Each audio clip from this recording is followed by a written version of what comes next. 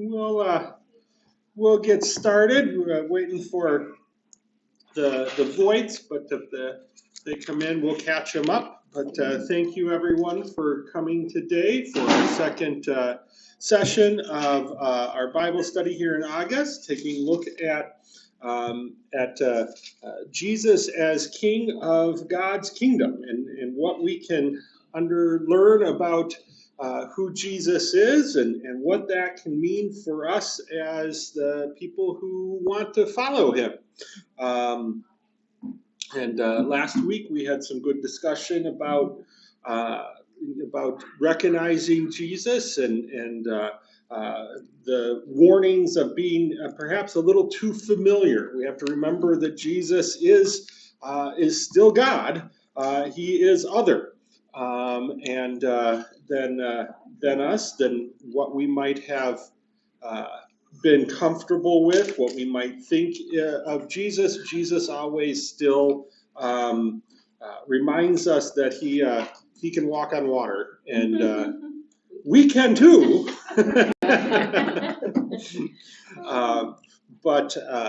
So we learned that Jesus was other from us today. Today we're going to go through and look at Matthew 16, 1 through 20 for us today, and look what we can find about Jesus on that for us today. But as we begin, let's begin with a moment of prayer.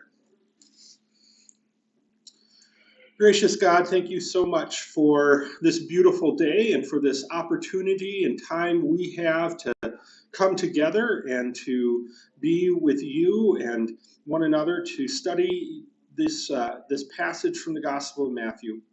We pray as we hear Jesus' encounter with the Pharisees and his disciples that we will be open to what you have for us to hear today.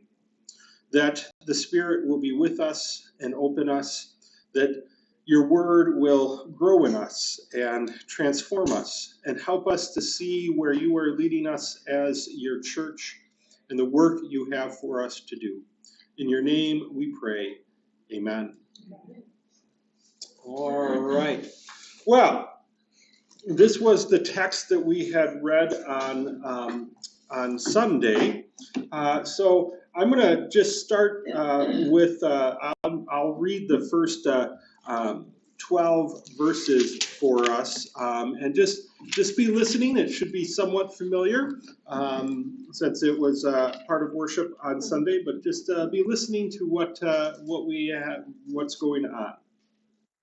But before I start, I do want to share the pretty much the entirety of chapter 15 is some other interactions with Jesus and the Pharisees and Sadducees. It's some questions similar to what we'll hear here in this chapter. There's some challenges to Jesus and the disciples for things that they do on the Sabbath. Jesus interacts with a Gentile woman, and all kinds of things that the Pharisees don't like. That kind of set up this moment here, especially this first line. And not only does Jesus have some confrontations with the Pharisees, he also has yet another feeding. He feeds another several thousands of people. So week before he fed 5,000 plus. Again, he's doing another one of those miraculous feedings of a large crowd of people. And it's kind of all that has been happening prior to chapter 16 here in chapter 15. The Pharisees and the Sadducees came to test Jesus. They asked him to show them a sign from heaven. And he answered them, "When it is evening, you say it will be fair weather, for the sky is red, and in the morning it will be stormy today, for the sky is red and threatening. You know how to interpret the appearance of the sky, but you cannot interpret the signs of the times. An evil and adulterous generation asks for signs, but no sign will be given to it except the sign of Jonah. Then he left them and went away. When the disciples reached the other side, they had forgotten to bring any bread. Jesus said to them, thank you, Mary. The guys are having a little bit too much fun outside working. I've heard nothing but laughter from them. They're not outside. Oh, they're taking a break. Good, because it is getting warm. Then he left and went away. And when the disciples reached the other side, they had forgotten to bring any bread. Jesus said to them, "Watch out and beware of the yeast of the Pharisees and Sadducees." They said to one another, "Is it because we have brought no bread?" And becoming aware of it, Jesus said, "You have little faith. Why are you talking about having no bread? Do you not perceive? Do you not remember the 5 loaves for the 5,000 and how many baskets you gathered? Or the 7 loaves for the 4,000 and how many baskets you gathered after that? How could you fail to perceive that I'm not speaking about bread? Beware the yeast of the Pharisees and the Sadducees." Then they understood that he had not told them to be aware of the yeast of bread, but the teachings of the Pharisees and the Sadducees. Okay. What jumps out to you in this interaction? Well, Jesus generally is not a critical person, but he sure is being pretty tough on the Sadducees and the Pharisees. Yeah? I mean, he normally doesn't criticize, at least from what I have read and learned. And this is kind of rare. It's a little bit out of character for him, I think. Okay. Shows anger. Do you all agree with that? That this is an out of character moment for Jesus? Well, he uses parables all the time anyway, so I think, but like you say, it's just reiterating, I'm teaching you this way, just like I teach everybody else this way, so that you think about what he's saying, getting to the bottom through them. Okay. Well, I think the Pharisees and Sadducees were always in adversarial Mm-hmm. confrontations with Jesus. They were always trying to trick him or test him or whatever. Yeah. They're always adversarial to each other. Jesus is never, I shouldn't say never, kind and polite. That was going to be the word I was going to say. Kind and polite to the Pharisees and the Sadducees. But quite often, in most of the interactions, this is typical. They're very adversarial to each other.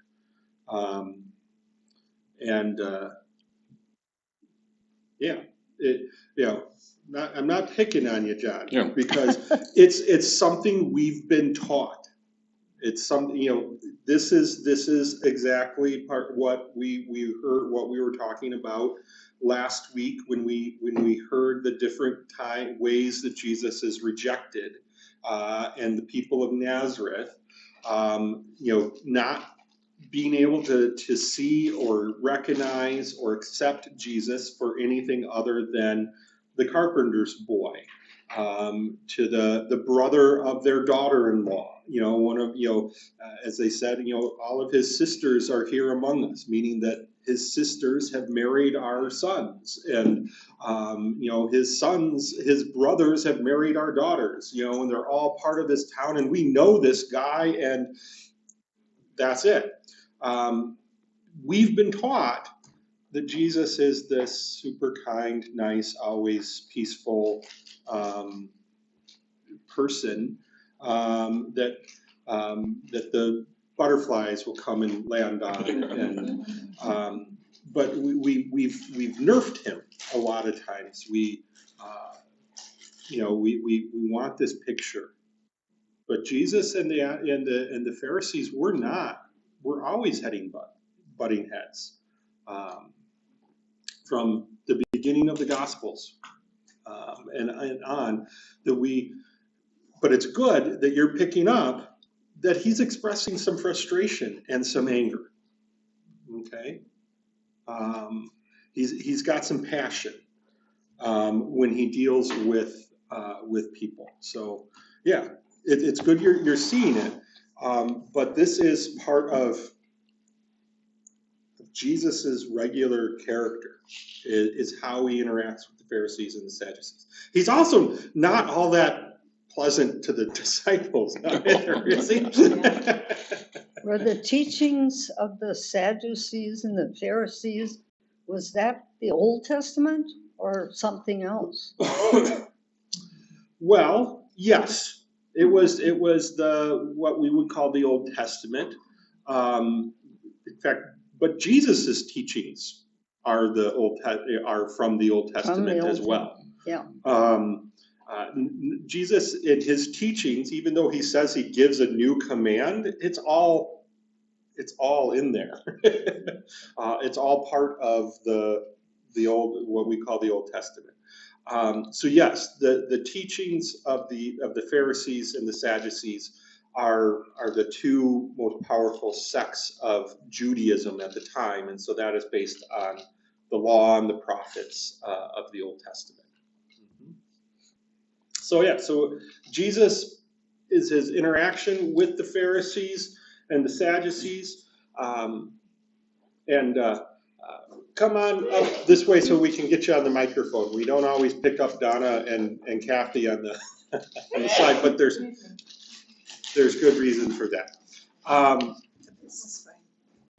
This is good. What else might pop up when you hear this story? Jesus likes to feed people. Jesus likes to feed people. He does.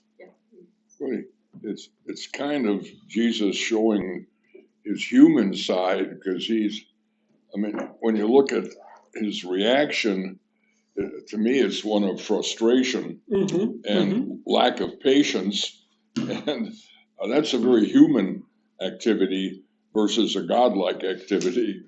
And, right. He's showing to me that this is the human aspect of Jesus. Okay. Yeah. It's good to see that Jesus gets frustrated.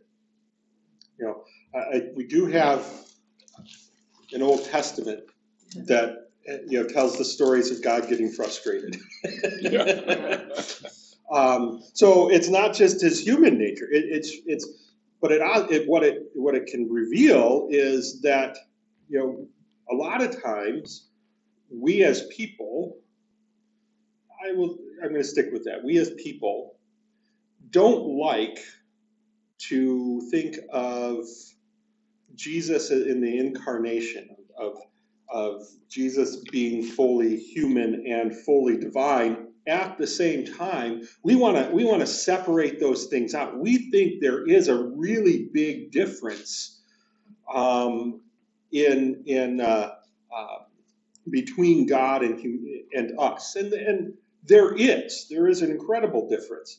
But so often the things that we attribute as divine and human are not the same thing. So what we see in Jesus here is, the emotions, anger, frustration, all of those, and that whole side, those are divine emotions.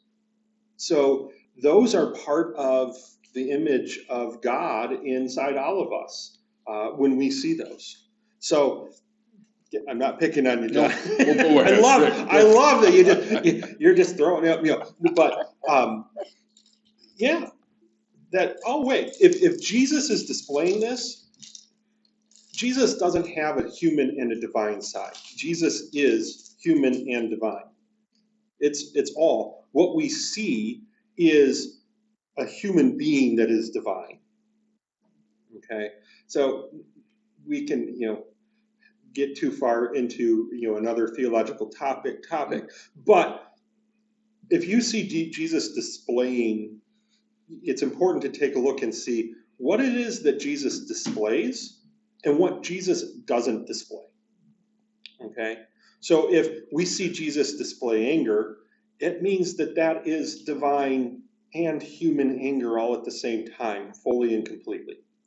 And that means that is part of the divine. What don't we see Jesus display? Might be a good question to say, well, maybe if there's something that humans display a lot and do a lot, and we never see Jesus do that, maybe that's what's human and not divine. Okay? You know, this contrast, he's angry and frustrated with the Pharisees. And trust me, we're going to spend, in next month, this is tame to what Jesus starts to feel and express about the Pharisees. But we don't see hate. We don't see oppression. We don't see maliciousness in his tone. Yeah, he's frustrated. Yeah, he's angry with them, and he lets them know that. And he lets the disciples know that, but he doesn't mistreat them. So in that sense, which one of those is a human side and which one is the divine side? You can be angry, and then you can be angry and mistreat, or you can be angry and still value a person. So there's how we can look to see what is human and what is divine.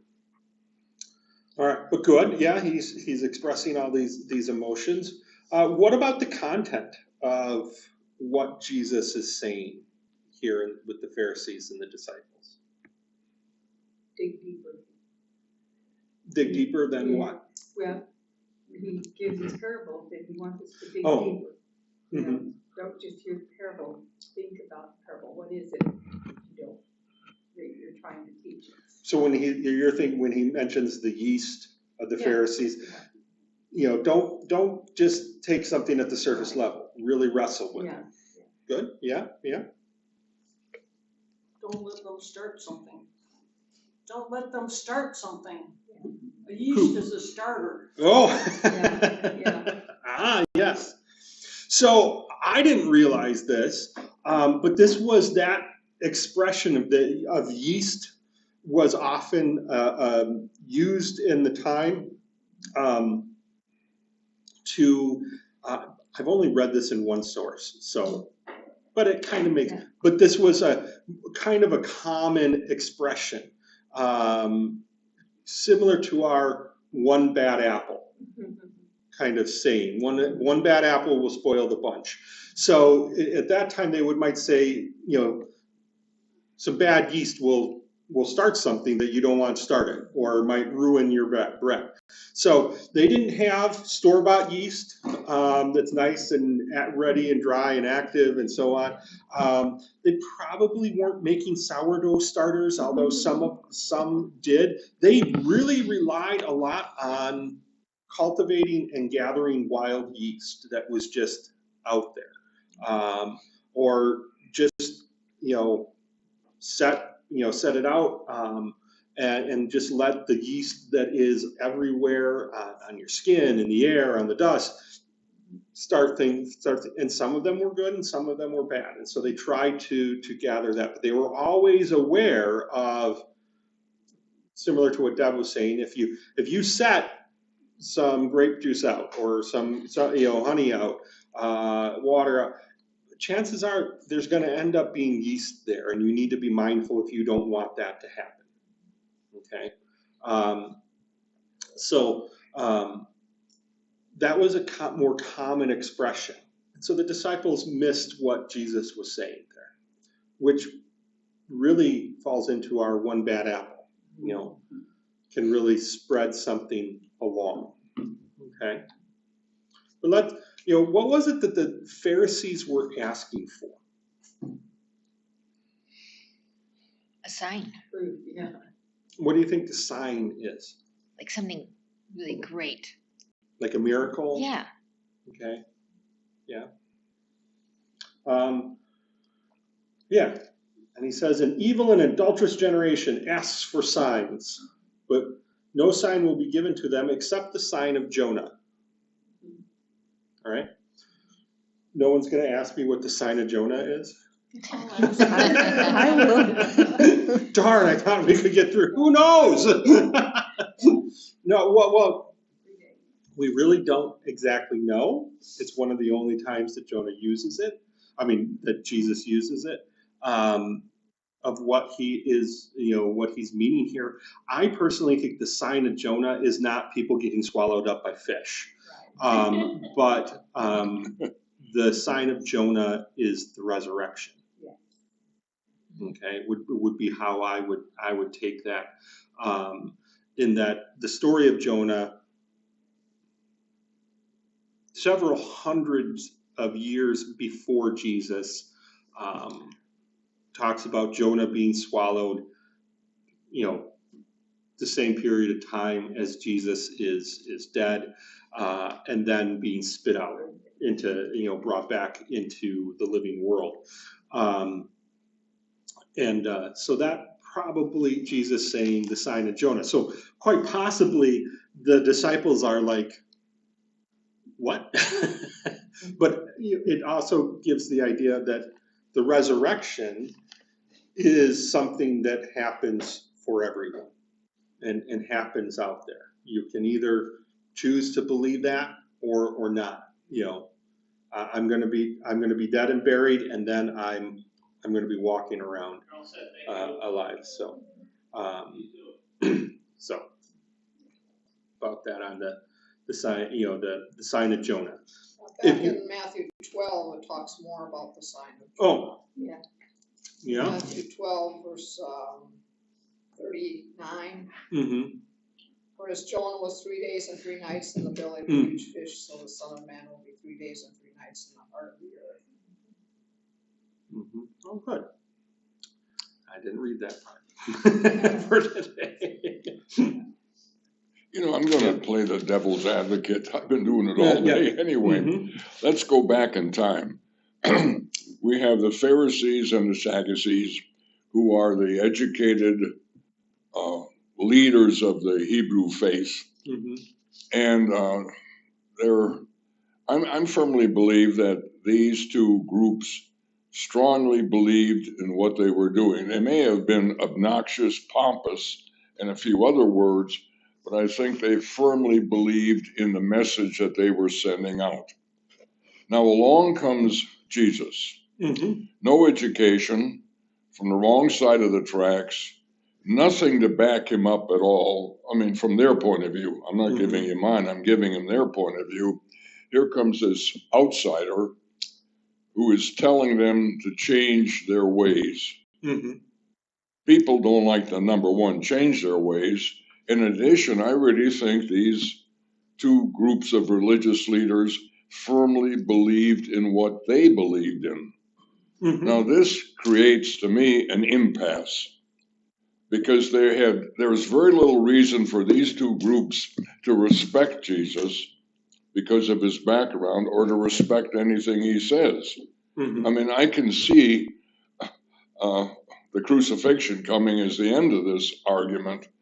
And so, to me, I don't look at the Pharisees and the Sadducees as the bad guys versus Jesus, because from their point of view, they were the good guys and Jesus was the bad guy.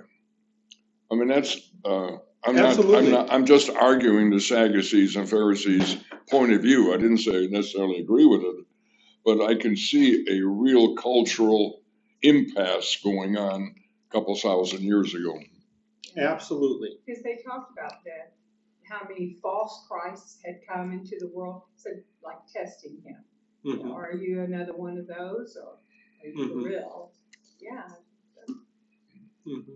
Yes.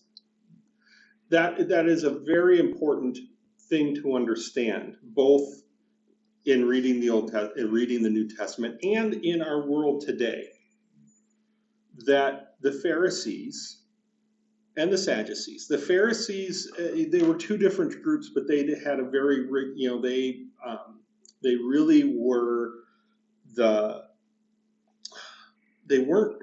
there was still also the temple and the high priests that were the backbone of Judaism at the time, and the temple focus of worship. But the Pharisees and the Sadducees were the ones that really set the tone for what Judaism looked like and what it was supposed to look like, or what it was, if you weren't conforming to their view of Judaism, they were the ones to let you know that they were wrong. Now, the Pharisees were not the high priests of the temple. Now, there were some high priests who would have seen themselves as Pharisees, like Nicodemus would have been in the priestly order, but also, aligning with the Pharisees. And others, there are a handful. So just to be a Pharisee does not mean that you're a priest. Same way with the Sadducees. The Sadducees were a little bit more ritualistic, about the ritual practice and observance of the Jewish faith. The Pharisees were much more about the adherence to the law and keeping holiness and righteousness and piety very strictly and rigorously, to following all of the rules and traditions and regulations to as close to the word of the Old Testament as possible. And because they both believed that these were the best ways to be Jewish and to live out their faith the way that God wanted them to. Okay, absolutely right. Those two groups still exist in Judaism. To some extent, yes. Well, there's churches, Jewish, what do you call those? There's Orthodox, there's Hasidic, Right. there's Reform. Yes. Right. They don't have as much sway. They don't have as much sway. There isn't. Judaism now really was a local culture and tradition and religion. It's global now, and so it has different ways. But you can always look in any religion. There are such groups that set a tone for how people in a region or in a time are expected, or what they view as what that expression of that faith would be. Do you have any, what might be a couple of correlations to modern day Christianity between Pharisees and Sadducees? Well, you got people who play with snakes who call themselves Christians, and then you got Methodists. Right, absolutely. All the denominations, and then the divisions among the denominations. Yeah. And even in our own religion, we've had in our own Tradition, church, we've had those, this group wants this and this group says, no, this is wrong. And so we all feel that, and everybody thinks they're right based on their history, their reading, or whatever. And so, yeah. And they all think, but I'm faithfully living this out. Yes. Mm-hmm. Yeah. Okay. The other thing that John brought up that is important to understand is, why in the world are they even talking to Jesus then? And the reason being is, none of them get within a span of a week 11,000 men to show up. Okay, plus all the women and children that come along. So they haven't had. I mean, that is. We're talking huge numbers of people. Yeah. Jesus is drawing crowds to disrupt everyday life, to disrupt economy. You can't ignore Jesus. And with the numbers of people that are coming to him. I'm sure there are communities that would be like, oh man, Jesus is coming here. And look behind him, there is 15,000 people. Can the infant structure come? In fact, and he just sent all of all of the pigs. Why were Jews raising pigs? Probably to sell to the Romans. There was no prohibition against that, but it's like, they couldn't not. I mean, he was drawing crowds, and the crowds were there because they saw something amazing and special, and they wanted to. Someone told them, "Hey, he turned 5 loaves of bread and 2 fish into 12 bushels of leftovers," and I was stuffed. He healed people by just speaking, by saying that they were better. And they're like, man, I want that to happen. I want to see that. I want to experience word of mouth. Or were they starting to hear something that connected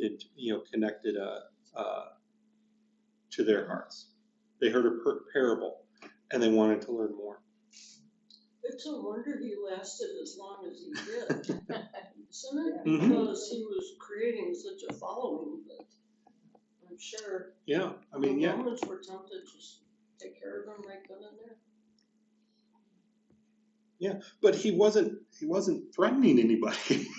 No, and he most certainly was disruptive to the status quo. Right, and what he was preaching was Mm-hmm. not what they were used to. Exactly, and so they got very concerned. This guy is drawing huge crowds, and he's giving a message that contradicts ours. He's giving a message that says, in chapter 15, he basically comes around. It doesn't matter what it's not the food that you eat, whether you made it on the Sabbath or washed your hands before, that defiles you. It's what you do that defiles you. It's what comes out of your heart is what is important here. Kathy, as big as all the miracles and the things he actually really did, humankind is going to do like the telephone game Mm-hmm. as it gets spread through the people. I'm sure a lot of it was even taken told differently than what actually happened. Yes. To boot. Mm-hmm. Yeah. Didn't have microphones back then. I hadn't thought of that. Yeah. I would bet if we put 15 first century Palestinian Jews in a room to play the telephone game, first after explaining what the telephone was to them, to us who've practiced and played the game, they would kick our butts. Because that's part of how they communicated. That's how news was shared. That's how history was shared. Oral tradition was very different than it was, for us who, if it's not recorded, I'm not going to remember, exactly what I said, but they would remember. So there is some, there absolutely room for embellishment, which is why you can get, in the Gospel of Mark, they had to dig through the roof to lower their friend. The Gospel of Matthew, they moved the thatch aside, and in Luke, they lifted the tiles off. Was it 3 different paralyzed men that were lowered through the roof to be healed by their 4 friends, or was the story told slightly different in context? But they were better at it. There was obviously some. It's not as reliable, but they were better at that. So Jesus most certainly is challenging what they're saying.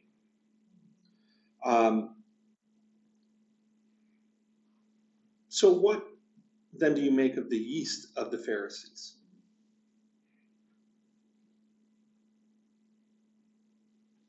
Their beliefs, what they're preaching, Their beliefs, their teachings, what they're doing, what they're practicing, what they're encouraging others to do. And Jesus says, beware of it. He's frustrated with it. He's angry with it. It's not what Jesus wants. Okay, Pharisees want, but John's right. So this is the struggle for us a little bit here. The Pharisees are trying to be faithful. Sure, there's maybe a handful of Pharisees who are out there to get ahead, who see this as a mechanism, as a tool to gain wealth, power, and prestige in their society. But I'm going to say the majority of the Pharisees and the teaching of the Pharisees was to an attempt to get close to God and do what God wanted them to do. Okay?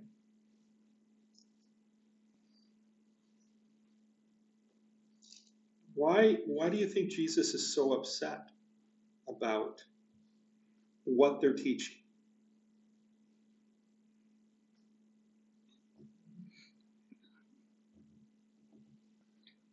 I just think they're more concerned about those rules than the people. Because, you're tithing every little piece of herb versus you're not taking care of people in front of you that need help. You're more concerned about the placement of your phylactery, Yeah. and what piece of Torah is in it, than you are about the starving person on your doorstep. And they're intelligent in their beliefs in the Old Testament. And I think it would be frustrating because the Bible throughout, in many places, talks about Jesus coming, talks about what to look for, talks about the things he's going to do. And it's like, I'm right here, do you not see me? And instead they're trying to prove he's false, So that would be good. Yeah. Absolutely, yes, they're very. I'm trying to figure out why, because you asked the question, I don't know the answer. Why is Jesus so angry? Because they're not buying what he's selling? Or, there has to be a deeper meaning as to why he's so upset with this. It's just not in his nature. Not everybody believed everything Jesus says. Laymen, Gentiles, Jews, whatever. I'm certain some of his preachings fell on deaf ears. Okay, so I don't know why he's so upset with this particular group who would be the hardest to convert, really. Is he upset because they asked for a sign, or is there something else? So to help us sort through that, can you think of somebody else in the Gospel of Matthew who asks for a sign to believe? After the death? You talk about after the death? Thomas, the disciple Thomas. It's like, I don't know if I can go as far. I wasn't there with you guys. I did not see Jesus alive. I need to touch the scars. I need to see him. I need to touch his hands. I need to touch his feet. I need to touch his side because I saw the nails. I saw the spear go into him. And if it's really Jesus, I'm going to see those things. I need to see those. And what did Jesus do?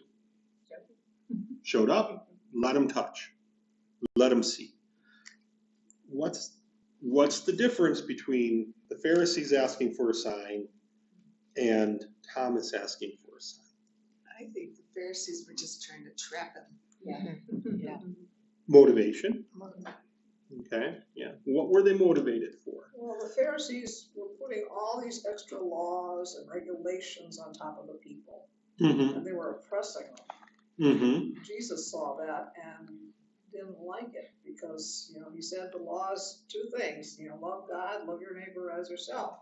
And they were saying, you can only walk this far on the Sabbath, and you can't do this on the Sabbath, and you can't do that on the Sabbath. And all these rules and regulations, and Jesus is saying that's not what's going to get you closer to God. So I think he just about had it with all the rules and regulations. Right. And he had, by then, performed a number of miracles. And he's probably frustrated thinking, what on earth do I have to do to convince you people? You know, other than coming out, walking out of the grave. I mean, that's the one that he really wants us to pay attention to. Yeah. So Holly's got a good portion of why Jesus gets so angry and what the yeast of the Pharisees is. Okay, so it starts with we want to be faithful, and how our faith is structured. It means to follow this covenant agreement with God. You will be my people, and I will be your God. That was what basically started with Abraham, reiterated with Moses, with these 10 rules. Basically, Abraham just had to go where God told him to go, and God accounted that as righteousness. And then there was with Moses, it was 10 commandments. This is what it means to be my people and to follow me. And if you do that, then we're going to be in a good relationship. And it just kind of kept building from there. Leviticus adds a whole lot more number. Don't all the kosher rules. What you can eat, what you can't eat. They're not in the 10 Commandments, but they're all in the Old. And so they're like showing our faithfulness to God is what we is how we do this. It's why Paul, when he's trying to say he was such a righteous Jew, as a Pharisee, talks about the fact on the day that he was circumcised, right? The strict adherence from his whole life he was doing that. So the Pharisees are like, there's something here that what we do matters. And so it starts with a desire to get, if I do this better, then I will be closer to God. Okay. There's somebody in more modern times who did the same exact thing, right? Wanted to be closer to God, wanted to really know that he was doing what God wanted him to do, and that was living out the call and the weight of the gospel of Christ, and just wasn't sure that he was doing it right and just couldn't believe he was doing it right. So he and some college buddies wrote down a whole bunch of things that they thought they found in the Bible that would do this. Okay, and so they started going to church every day, taking communion every day. They started to go and they went and visited the poorhouses and the debtors' prisons and the hospitals, and they started trying to do everything that they could find in here, and people laughed at them and called them, you silly, think you can make a method for your faith. Okay, John Wesley, founder of Methodism. That's where method comes from. They basically were saying, "Hey, John, you're just as bad as the Pharisee," and John was, at that moment, at that time, just as bad as the Pharisees. That was the beginning of the yeast. How the Pharisees started. They wanted to do this right, and they weren't quite sure, and they wanted to, but then, so they started to make it all about what they were doing and not doing. John did this method stuff for years, and it messed him up. Methodism started with a very messed up person individually, spiritually, emotionally, and socially, and professionally. But thankfully, something shifted for John that changed the yeast. Okay, someone put some other yeast in the batch of flour that was John Wesley. But that's the power of it. Okay, is that something happens. You want to be faithful to God, so you're going to put all the effort into making sure that you do everything right that the Bible says you're supposed to do. Okay? And you think, and in your heart, your motivation might be for you to get closer to God, and you might feel closer to God, and you might be closer to God because God honors sincere searching. But what if the person sitting next to you wants also to be closer to God, and they see your example, and you say, "Well, I have to do I'm doing all of these things, and this is how I'm closer to God," and they start doing it. Is that good? Is that bad?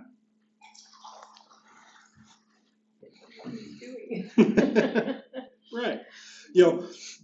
John had a bunch of good guys doing it. His brother, John Whitford, others, highly educated people.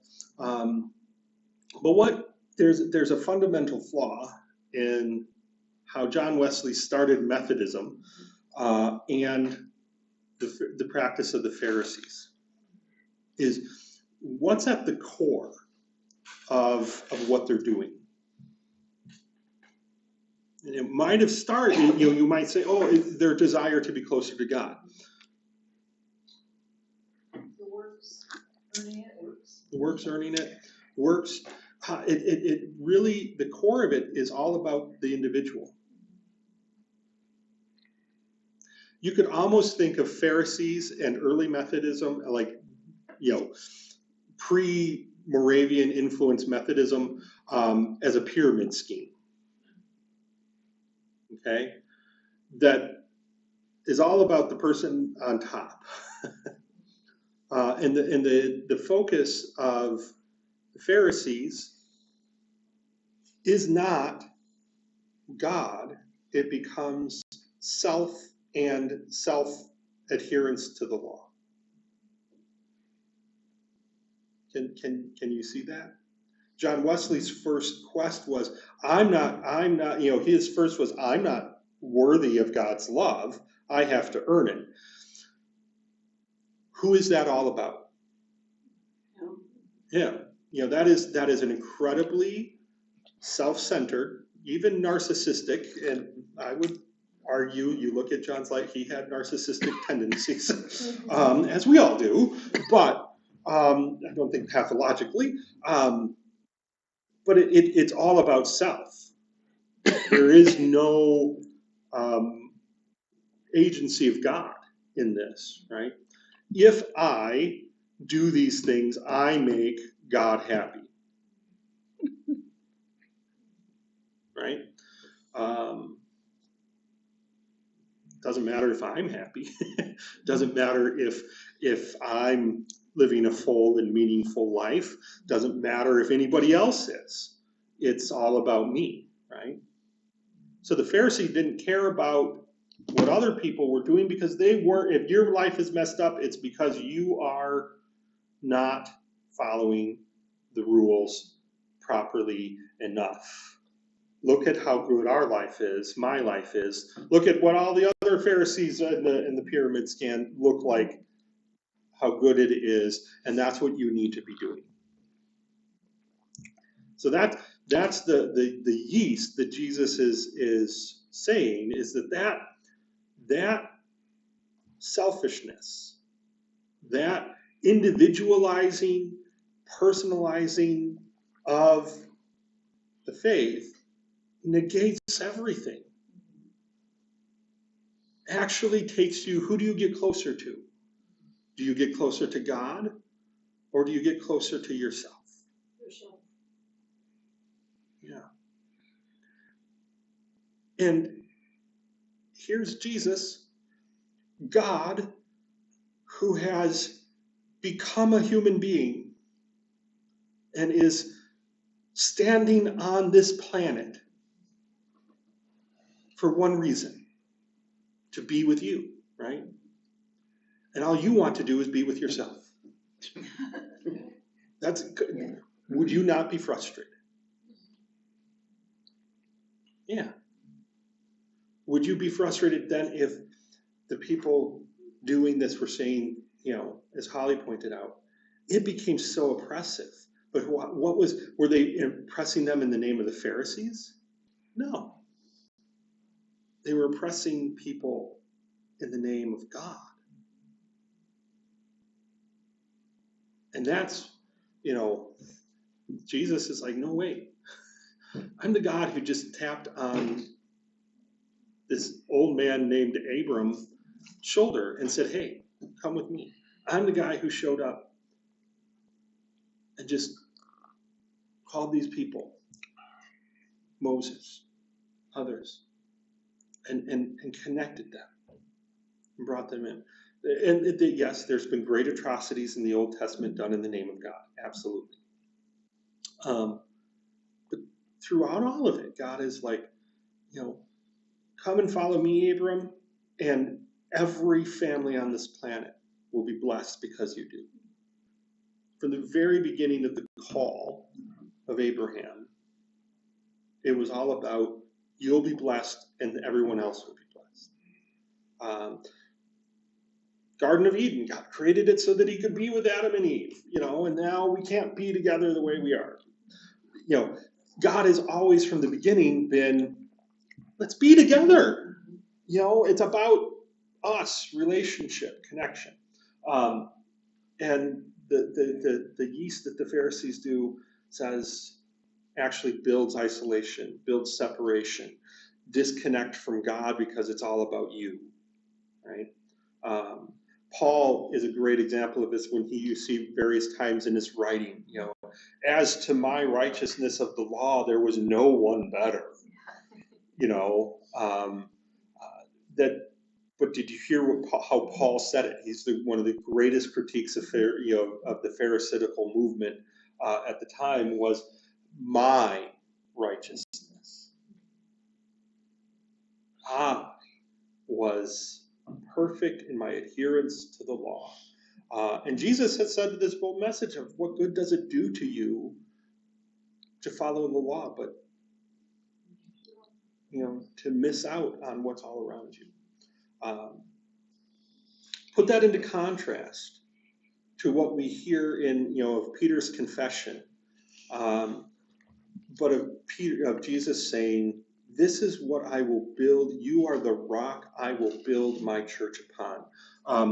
That is 13 through 20, following there. Peter, he asked people, "Who do you say that I am?" Peter answers, "You are the Messiah, the Son of the living God."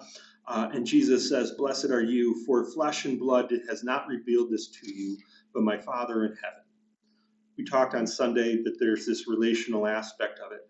But I tell you, Peter, and I call you Peter, Petra, rock. I will build my church, and the gates of hell will not prevail against you. There's the idea there of you're just one part. It wasn't anything that you did, Peter. You didn't. This was given to you by God. This was revelation. You realized something by the grace of God, and it had nothing to do with how perfectly you followed the law, but it was that you were open to what God was saying to you and showing you. And because of that, I'm going to build on you. Okay, everybody's going to be connected to Peter, right? If you're the stone, the cornerstone, that part, it's all getting piled together. It's not about the individual. It becomes much more about the communal and the relational part. So we can see in this passage a couple of things about who Jesus is as the King of Glory, or the key word here is Christology. Who Jesus is, and what we see is Jesus is someone who is, full of all of the emotions and passions that all of us as humans have. So to deny those is to deny part of what it means to be in the image of God. But we also see, subtly here, but if we dig deeper, if we look, a little bit more intently and ask the questions, we see what really matters to Jesus. Okay?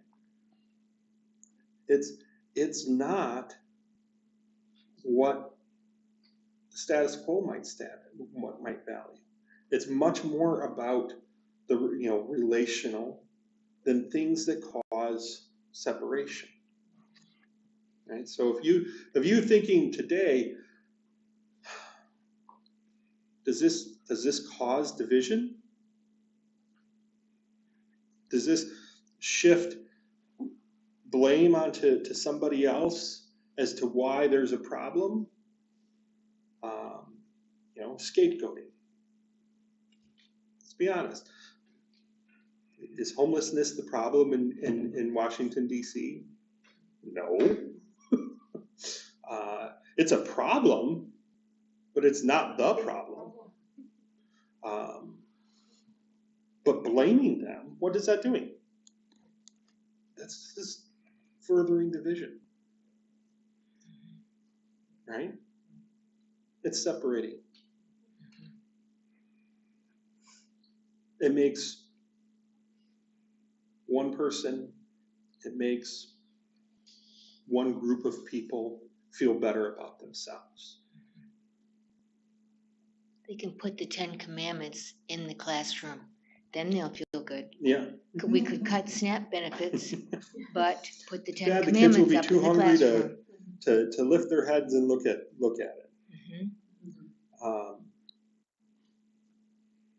How would Jesus react to that?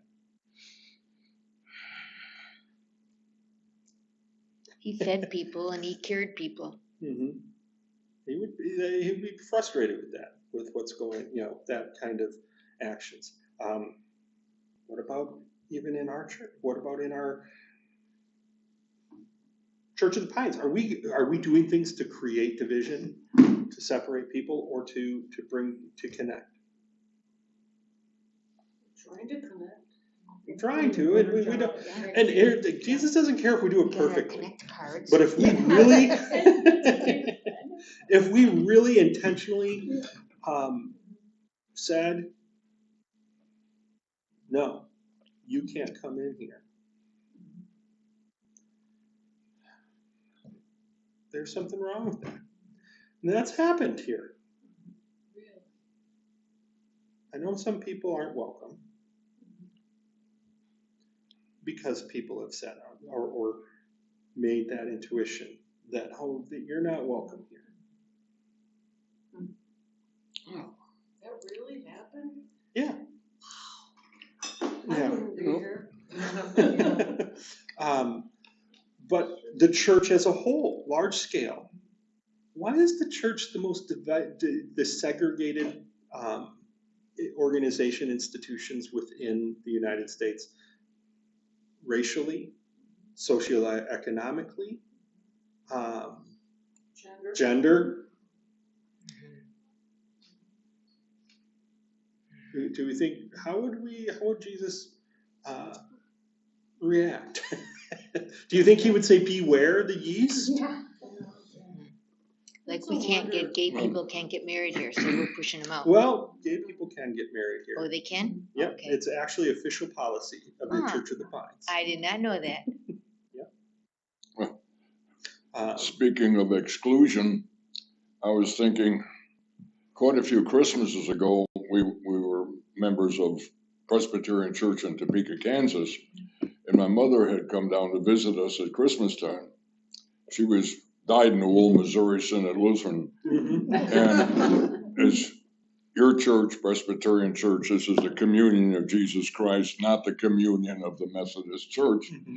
But that's not true in a Missouri Synod Church. Unless you register for communion and you are a member, you can't take it. Mm-hmm. Well, as the tray was being passed, my mother was kind of an excitable person. Oh, no.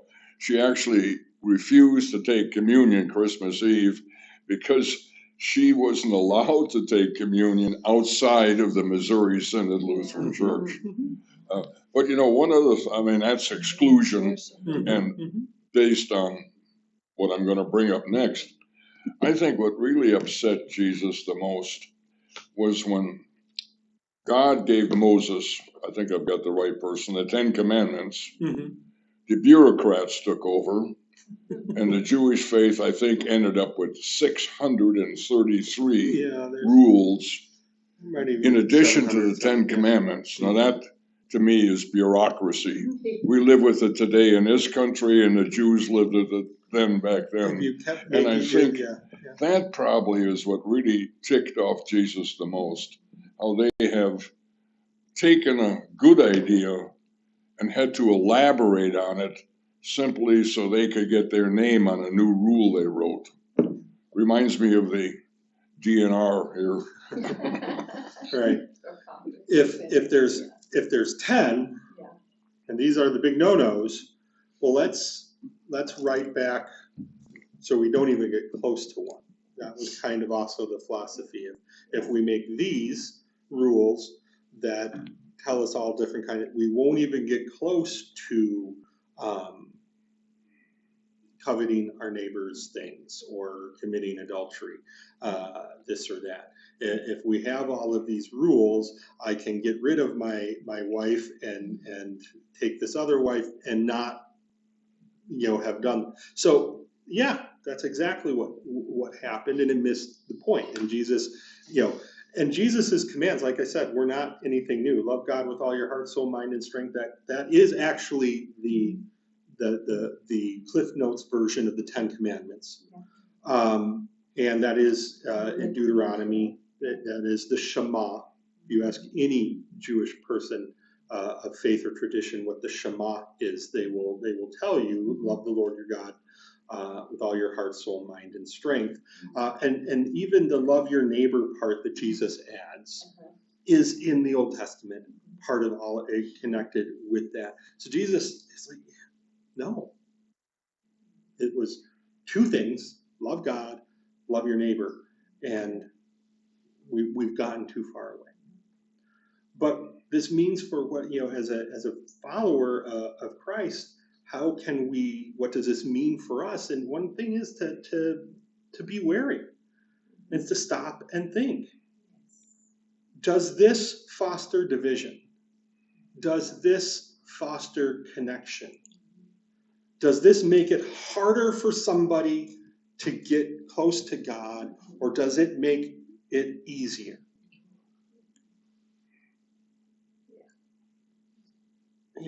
That's what, we can stop and we can ask and we can think.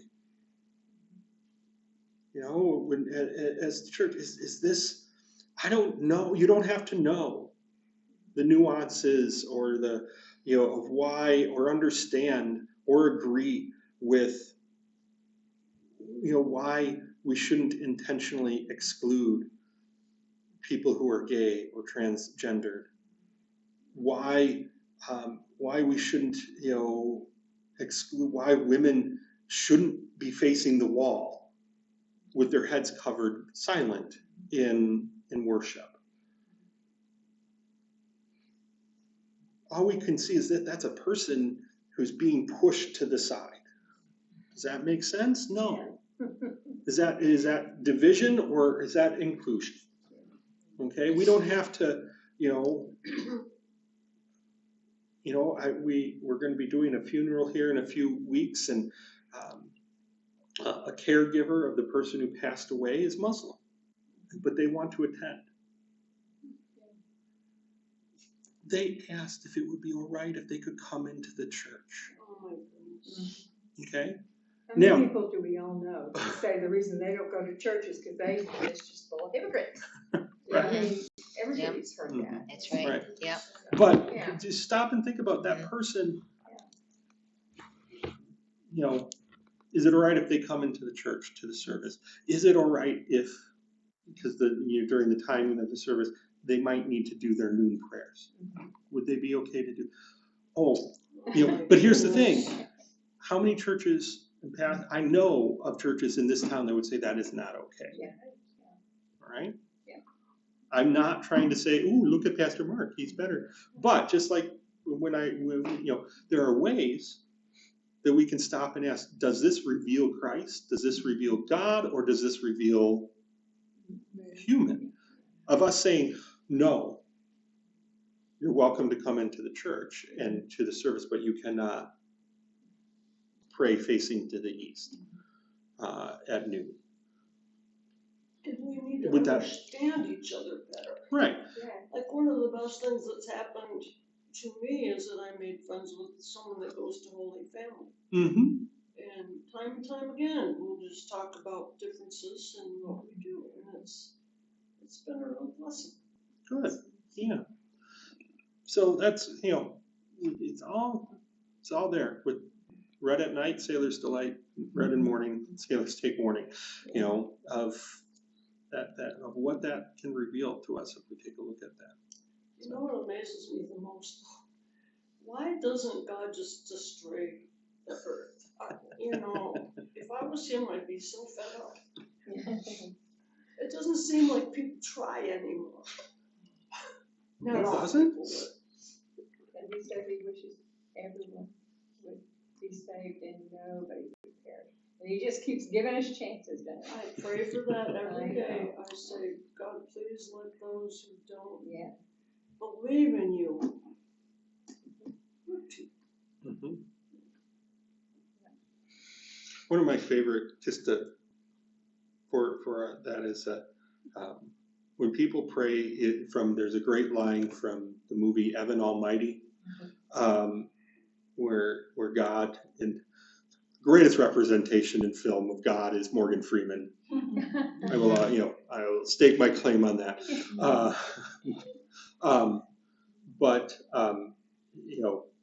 Since when people pray for patience, do you think God makes them patient or gives them opportunity to be patient? Yeah, really. When people pray for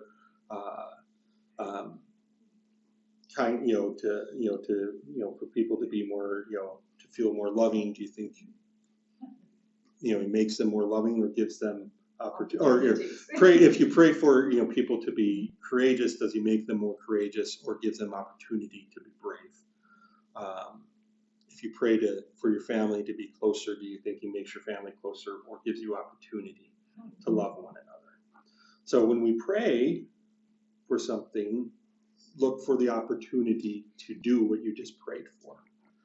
So if you want people who don't believe, or people who, there is much in Christianity out there right now, especially in our society, about Christian nationalism, and look at the interviews, hear the things that members of the cabinet about the churches that they go to that are now getting mainline publicity, and ask yourselves, is that, it's all about control and power and division. It does not build any community. It is the Pharisees. And if you want someone who believes that and follows that and thinks that's what following God is, look for the opportunity to show Jesus in a way that reflects him in the light that we see the gospel telling us. There will be an opportunity.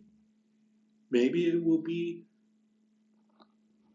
giving space in our sacred space for someone to pray without judgment. Maybe it is giving people the space at a school dinner, to say grace or not. But there will always be an opportunity to show the Christ that we know. Good words. All right. Sounds good.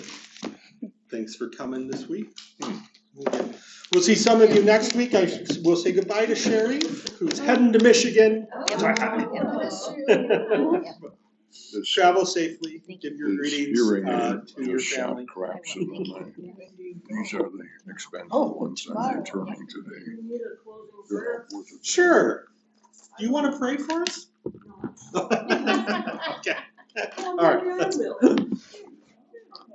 Mhm. Thank you, God, for this opportunity we had today to learn more about you and to look at things differently.